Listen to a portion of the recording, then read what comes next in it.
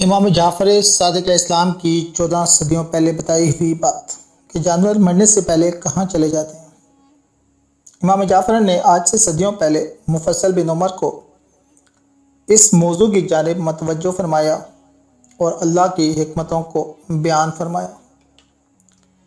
امام نے فرمایا، مفصل جانوروں کے اندر اللہ نے عجیب و غریب اسرار خلق کیے ہیں جو انسان کی فطرت کے برعکس ہیں۔ کیا تم نے کبھی سوچا ہے کہ جانور مرنے سے پہلے کہاں غائب ہو جاتے ہیں؟ ان کی لاشیں ہمیں کیوں نظر نہیں آتی؟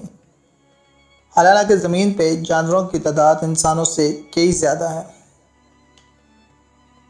یہ اگر انسان کچھ ہزار ہیں تو یہ لاکھوں میں۔ پھر امام نے اس راز سے پردہ اٹھایا۔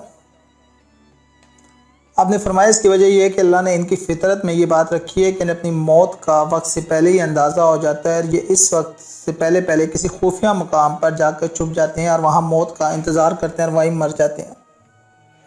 اگر ایسا نہ ہوتا اور یہ جانور بھی راہ چلتے چلتے یا پرواز کرتے کرتے مر جاتے تو زمین ان کے مردوں سے بھر جاتی اور پانی میں تعفن پھیل جاتا اور زمین پہ طرح طرح کی بیماریاں پھوٹ پڑتی۔ غور کرنا چاہیے، کیا جانوروں میں یہ طریقہ خود بخود رائج پا گیا؟ کیا جانوروں میں یہ خصوصیت ایسی بے شعور یا بے جان مادے نے پیدا کر دی؟ ظاہر ہے ایسا صرف اللہ کا پیدا کیا ہوا نظام ہے جس کے قبضۂ قدرت میں یہ تمام چیزیں ہیں۔ بہت سے سائنسدان اس بات کو سننے کے بعد حیران و پریشان ہیں کہ امام کو ان باتوں کا کیسے پتہ لگا، اور وہ کہتے ہیں کہ جانور اگر واقعی اسی طرح مرتے تو شہروں، میدانوں، جنگلوں، پہاڑوں، سمندروں اور دریاؤں میں ان کی لاشیں اتنی زیادہ ہوتی ہیں کہ دنیا کی کوئی بھی بلدیہ اتنی لاشیں اٹھانے سے قاصر رہتی، اور اس سے انسانی آبادی میں کروڑوں قسم کی بیماریاں پیدا ہو جاتی۔